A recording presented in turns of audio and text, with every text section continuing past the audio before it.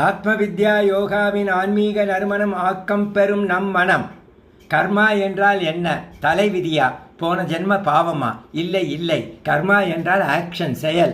ஆனால் நம்மை கட்டி போடுவது செயல் அல்ல. நான் செய்கிறேன் என்ற எண்ணம் தான் நம்மை கட்டி போடுகிறது. ரமண பகவான் சொல்கிறார், கர்மா யாருக்கு?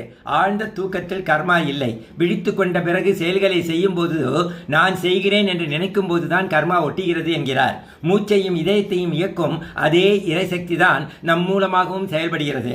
எனவே நான் செய்பவன் அல்ல, கருவி மட்டுமே என்று உணர்ந்தால் புதிய கர்மா ஒட்டாது என்கிறார். ஷிரடி சாய்பாபா சொல்கிறார், அடுத்தவன் கர்மாவை பார்க்காதே, உன் மூட்டையை பார். மற்றவர்களை குறை கூறுவதால் பயனில்லை. என்ன விதைக்கிறோமோ அதைத்தான் அறுவடை செய்ய வேண்டும். மாமரம் நட்டால் மாம்பழம், வேப்ப மரம் நட்டால் கசப்பு தான். இன்று நாம் செய்வதுதான் நாளைய தலையெழுத்து. அதனால் நல்லதை நினைப்போம், நல்லதை செய்வோம். கோபத்தில் பேசும் ஒரு வார்த்தையும் கூட கர்மாதான். அன்போடு செய்யும் ஒரு சிறிய உதவியும் கர்மாதான்.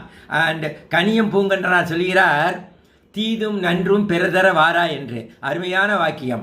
ஆதிசங்கரர் கூறுகிறார், கர்மாவால் கட்டுப்படுகிறோம், ஞானத்தால் விடுதலை வருகிறோம். அதனால் கர்மாவை விட்டுவிட வேண்டியதில்லை.